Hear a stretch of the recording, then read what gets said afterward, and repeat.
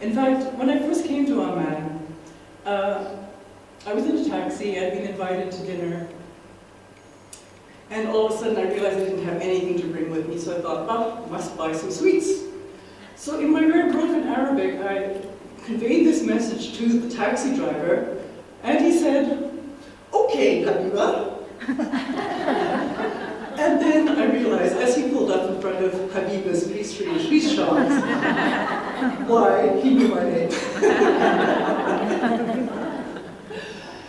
So, thank you very much. I'm very pleased to have this opportunity to tell you a little bit about the Royal Botanic Garden of Jordan and why it could be important to you. So, let's see if we can. In the next 20 minutes, I'll try to address the 6 W's and give you a brief overview of everything we do, and we do a lot. So starting with what? What is the Royal Botanic Garden? It is an NGO founded in 2005 by Her Royal Highness Princess Basma bint Ali. The idea of the garden is to really create a botanic garden that is both founded on tradition, but with the modern aspects that we need in this day and age. We don't have the rich history of so many botanic gardens in the world. Some of them go back hundreds of years. For instance, the one in Padova in Italy, which was founded as a medicinal garden originally, it started in 1545. And then you have Kew Gardens, which probably many of you have visited in London. It started back in 1759 and has since been collecting exotic species from all over the world. Now, we are brand new. So new, in fact, that we're not open to the public yet.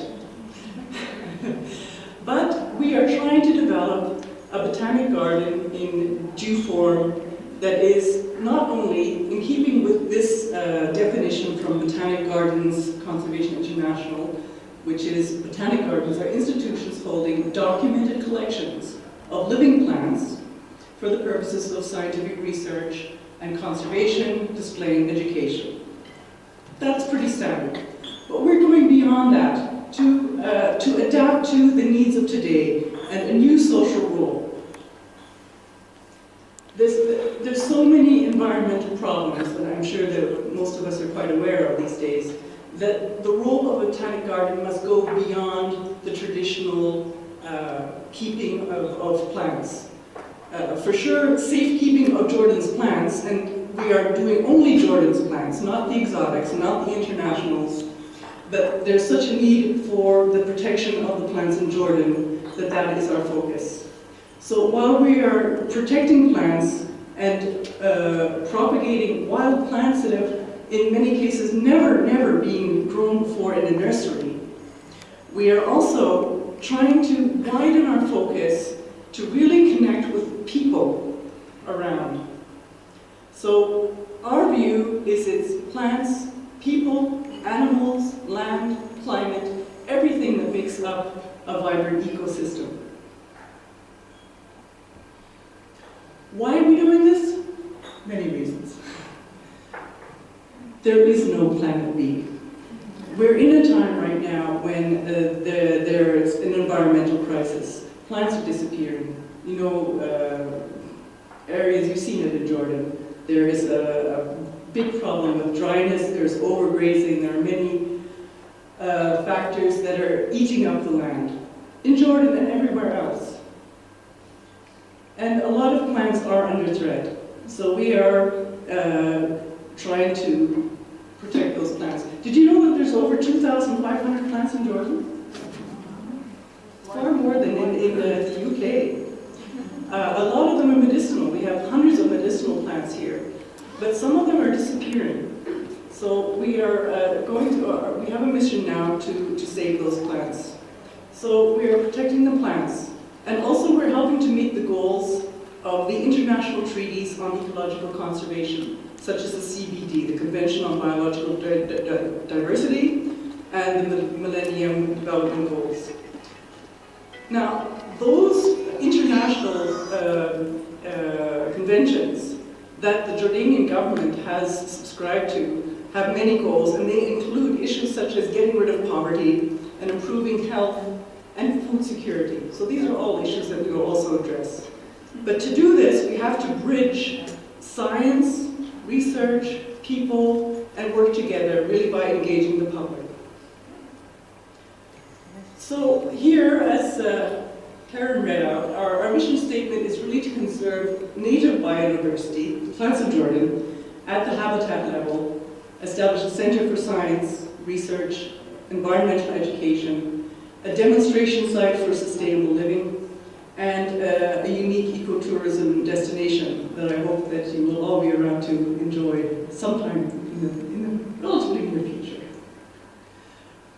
We have a number of scientific research programs, all working towards this more sustainable future for Jordan, big focus on science and education and ecotourism. Where is it?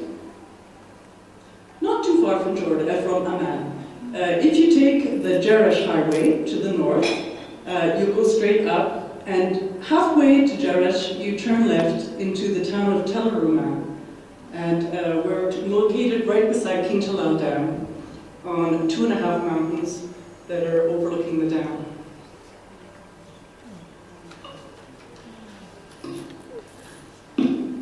When a site was being selected for the Royal Botanic Garden, there was a team that went all over Jordan looking for possible locations. And this site got 14 out of 15 in the selection criteria points.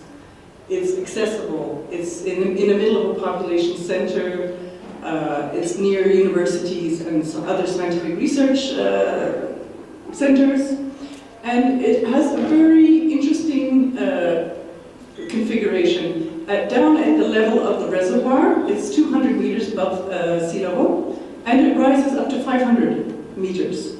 So that 300 or so meters elevation change provides many, many different microclimates. So we're able to grow a lot of Jordan's plants right there.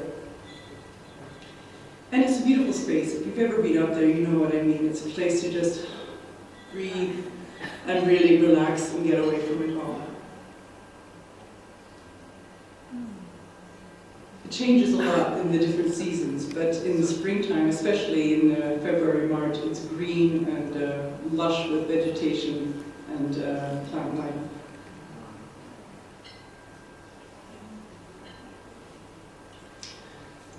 So, who is behind this? Who is it for?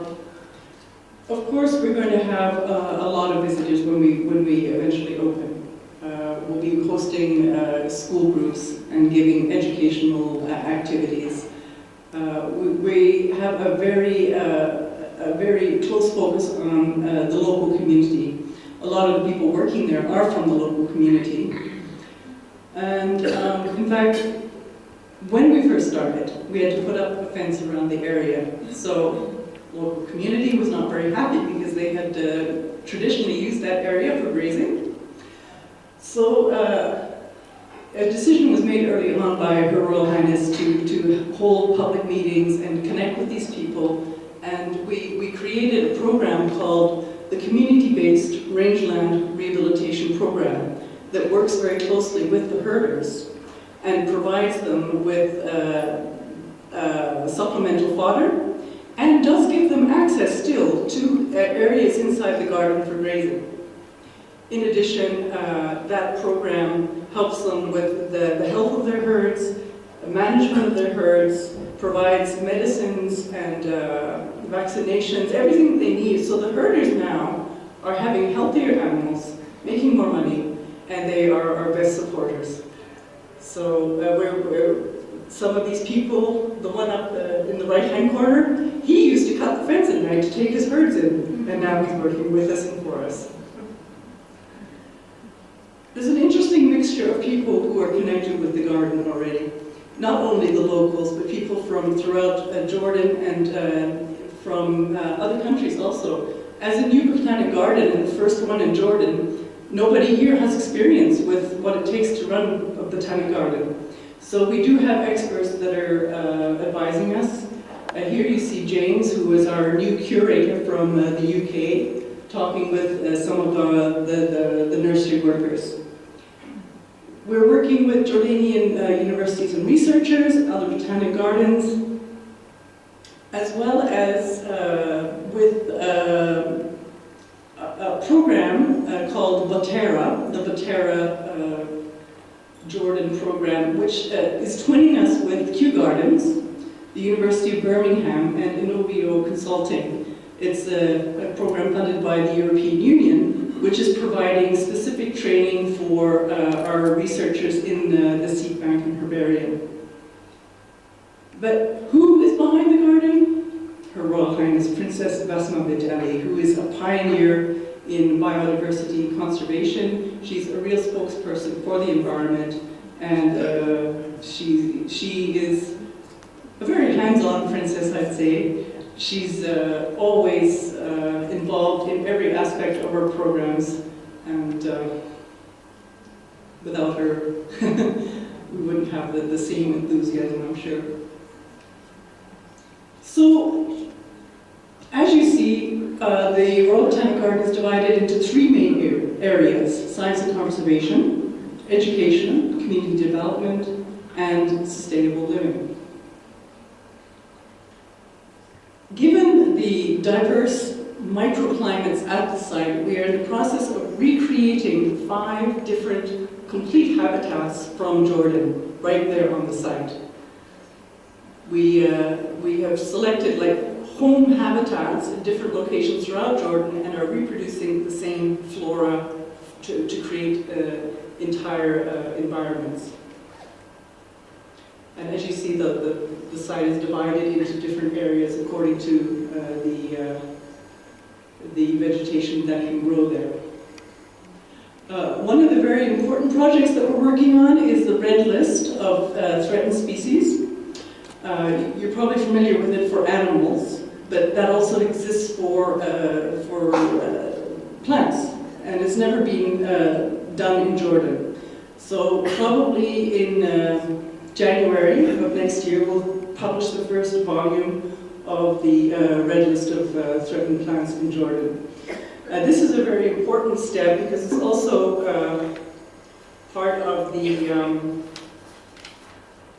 national strategy for plant conservation that is being implemented, and that goes back to the international treaties.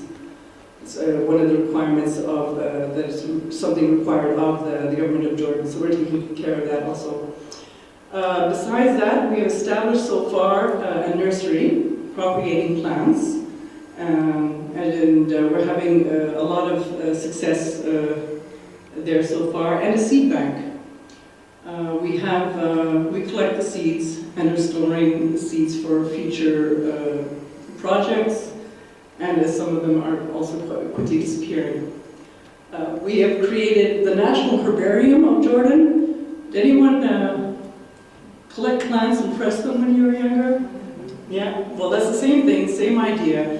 And here we're taking the plants and labeling them, putting them into a special herbarium area, as well as you can also see, if you go to the National Virtual Herbarium, you can look at those herbarium specimens online and zoom right in so you can get a lot of detail for scientific research.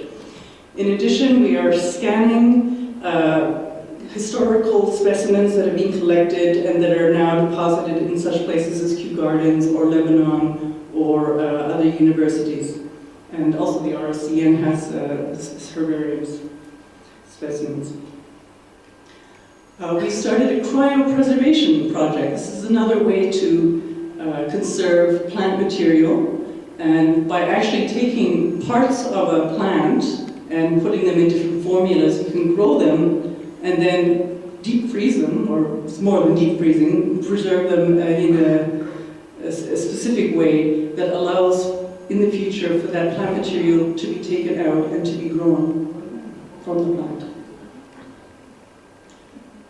Last year we had Dr. Ahmed Momeni, who's down there in the bottom corner, professor of mycology from the University of Jordan, who was with us on sabbatical. He spent the entire year going throughout Jordan and finding all of the mushrooms, and he found hundreds of mushrooms in Jordan, who would have thought. He's identifying those, putting them into the guide, Mushroom Guide of Jordan, and he's also taught some local people how to grow mushrooms in their homes. And there's one particular very, very tasty kind of mushroom that grows in association with wild giant fennel, those big, big plants sometimes you see in the countryside, that is going to be put into production, and you'll soon be able to buy it. In collaboration with the university in Germany, the University of Hohenheim, we're doing water pollution studies of the dam water for the future. This is just a very quick overview, just to give you the highlights of a lot of the things that we're doing up there. And here are some pictures from the community-based rangeland rehabilitation program that I mentioned earlier.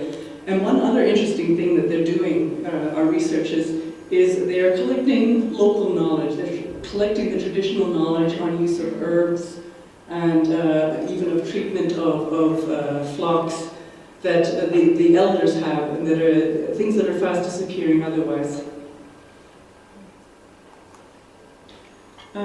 We work very closely with the local community, not only with the herders, and I must say that in the community-based rehabilitation program, we started with 6 local families and it's expanded now to 38 families because it's been so successful and it's gaining quite a lot of recognition throughout the country. People are now coming to us to get the blueprint for this work with the community and how to create better managed grazing plans so that there will be less devastation of the landscape by sheep.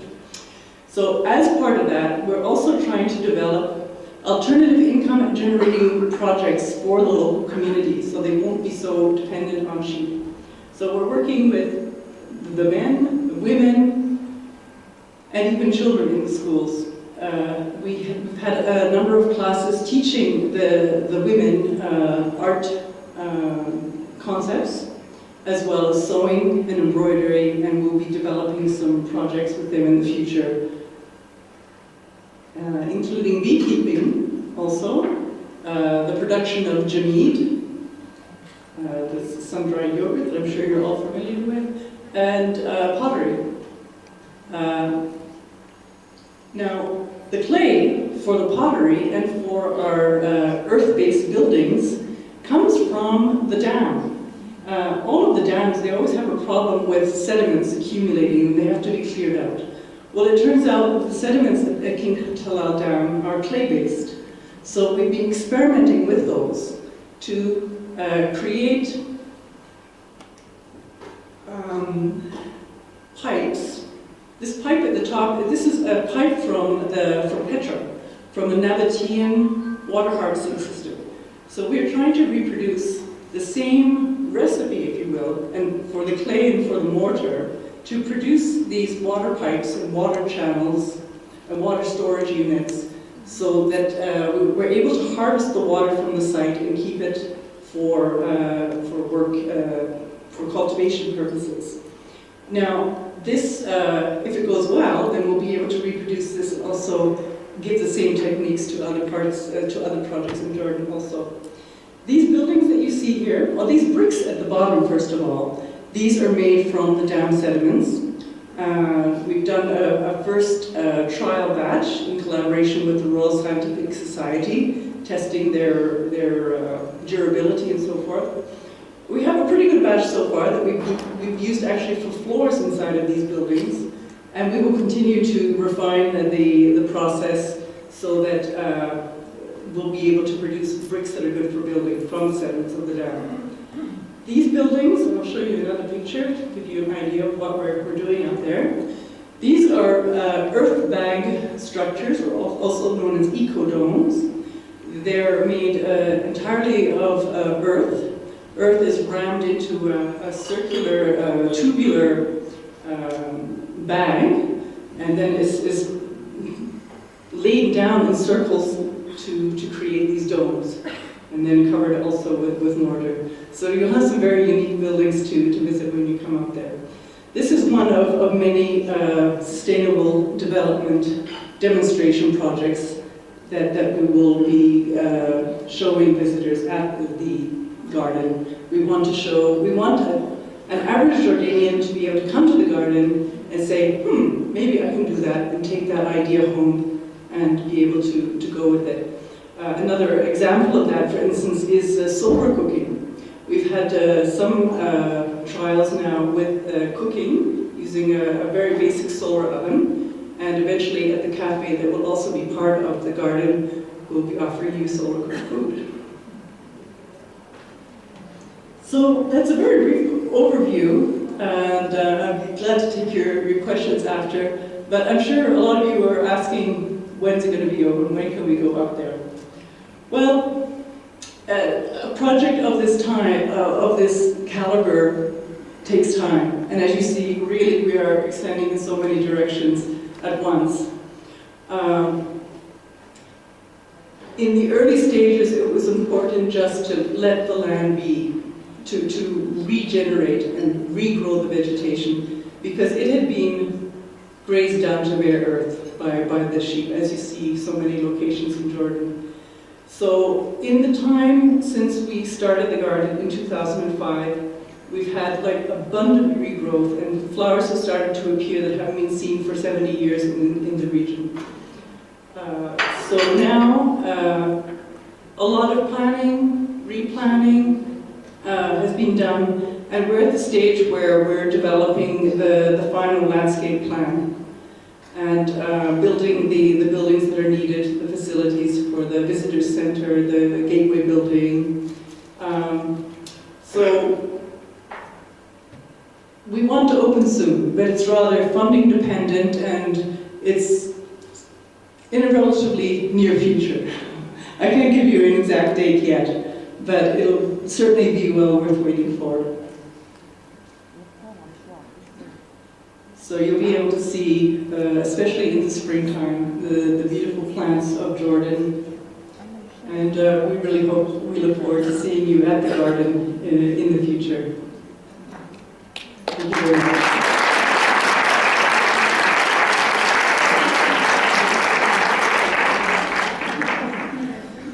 So if there's any questions, sure, yeah. Hey, hold on one second and I'll bring you a microphone so she can hear you and everybody else can hear your question. How do you cover the expenses of this project? Where from? Yeah. I'm sorry? How do you cover, or where from do you cover the expenses of this project? Okay, yes. Well, at the moment we do have some funding from the government of Jordan. The piece of land itself has been allocated to us by the Ministry of Agriculture, and we work with the Association Française de Développement, the AFD, is part of the French government's projects, as well as there has been funding in the past from IUCN and from Jeff. We're in the process right now of expanding our fundraising reach and working on the plan really for the promotion of the garden. So I expect that there will be a diversification of funding in the coming year. But definitely, if anyone has ideas, if anyone is connected with people who have a social corporate responsibility program, we'd love to hear from them, and we're quite open to different ideas for fundraising. Questions?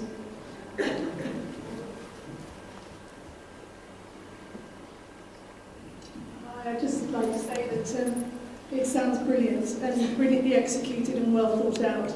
I'd like to know what we could do to help. Yes, good idea. We are looking to have volunteers, and if people are particularly green thumb-minded, if you say that, we would very soon, I would say starting next fall, we'll be in a position to really be able to organize volunteers, or perhaps someone would also like to be a volunteer organizer for the garden, because as you may know, gardens throughout the world, they rely quite heavily on volunteers for work as working in the gardens and tour guides and so forth.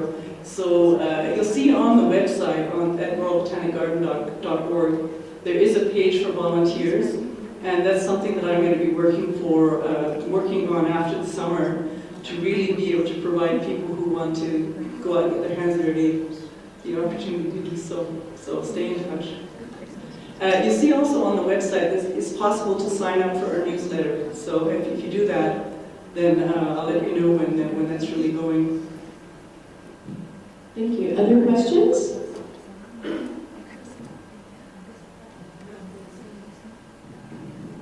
Hi.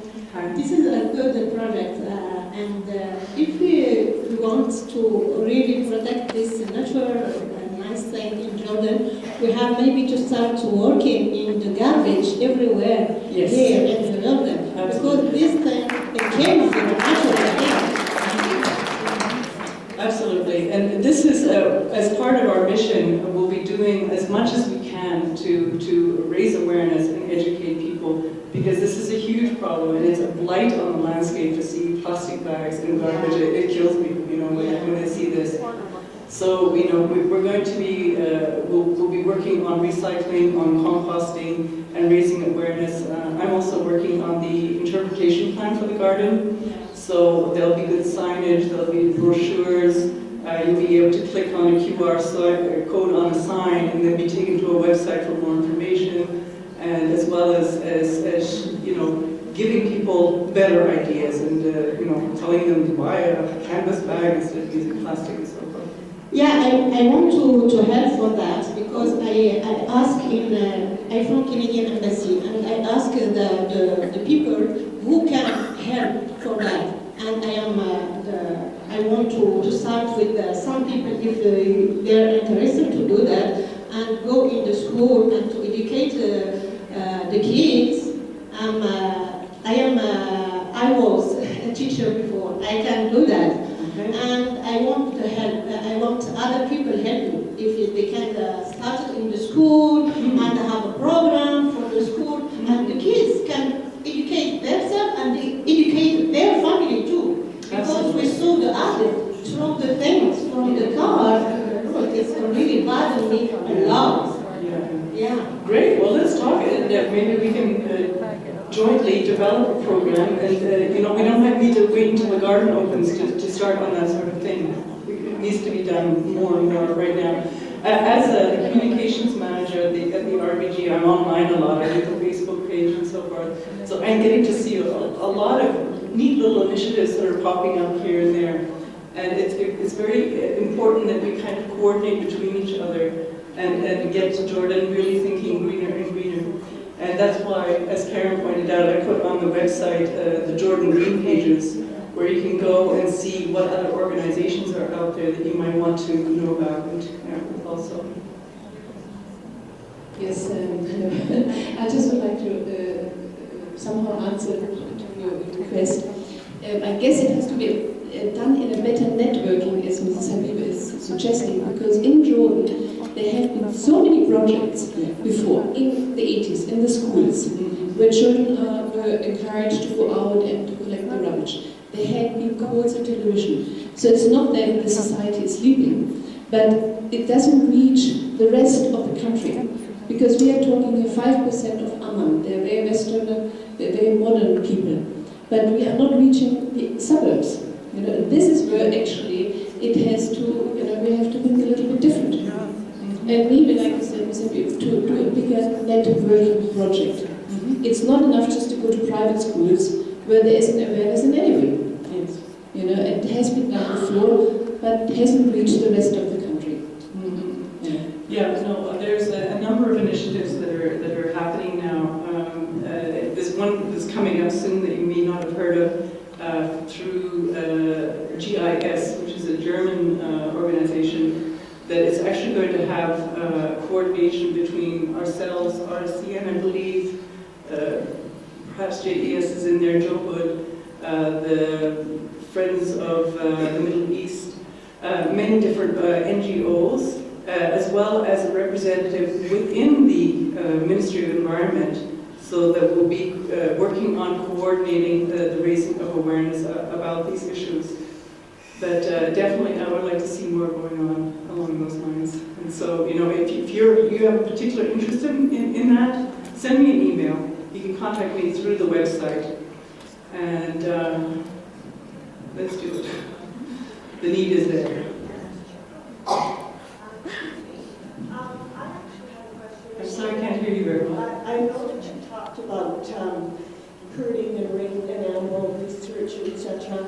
Have you thought at all about crop research? Oh yes, absolutely. We have in Jordan a lot of crop wild relatives, and we are definitely going to be moving in that direction for food security studies. That's in the plans for the very near future. The reason I ask that is my husband is associated with Artesia as the general manager of Air Potash. And Oh, yes. the Air Potash company should be your connection. It's a huge resource in this country, and they're very interested in proving to people that crop research is well as well. Fantastic. Well, let's get in touch then. Please, I'd love to speak with them. Any ideas that you have of things that you think could fit in with the work that we're doing, we're very open to hearing them. And any initiatives having to do with sustainable living or specific plant research projects, where we're very, very willing to discuss them. Why don't you ask the schools and the universities to make some visits to the project with their students to get them know what you are doing and Yes. what are the wild plants and why you are doing that. Yeah, absolutely. Well, that's definitely in our plans. That we have already had some schools and some university groups visit us. But at the moment, we still need to focus on getting ready. You know, we don't have the facilities for, you know, just the regular mushrooms and like the facilities that are needed to host groups very easily. And we have, you know, we have a staff of 25 or so, but most of us are really focused on the work that needs to be done to get ready. So at the moment, although we do have some groups that visit, we're trying just to get on with the process of opening phase 1. And this garden also, it will be a phase-by-phase opening. Phase 1 will be a self-contained area with beautiful gardens. And you remember those domes that I showed you? We've already started creating fantastic exhibits about bees. That'll be a great place for schools to go to. But there will be many phases. We will be opening the hiking trails also relatively soon. There's 17 kilometers of hiking trails up there.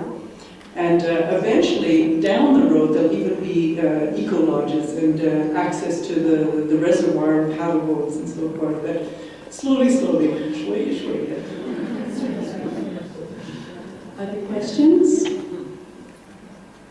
Then I just have one last question. I remember seeing something on the website about the logo. Do you know the story behind the logo? Yes, Can you tell us most about definitely. This logo was produced by, I'm not sure if I'm getting the name exactly right, the Islamic College of Art and Architecture. It's based on the theory of the golden ratio. Anyone know that? The golden ratio. The golden ratio, look it up on YouTube, you'll find lots of videos.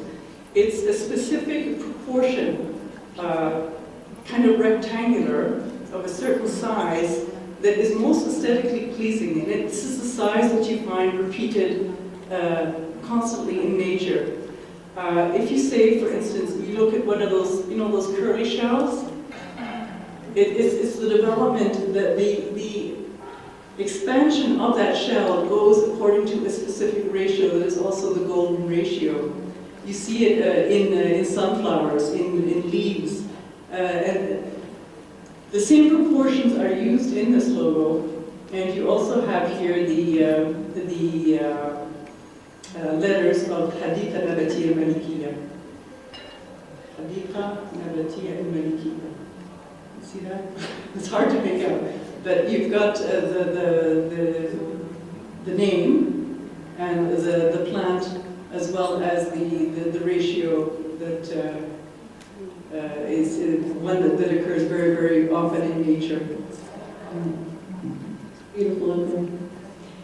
Okay, then I just want to say a very big thank you to Habiba for being with us today and giving us opportunity.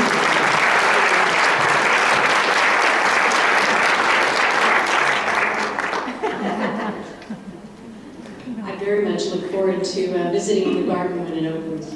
Well, in fact, if possible, we will try and make a special trip for you guys next spring. We really like that. Excellent.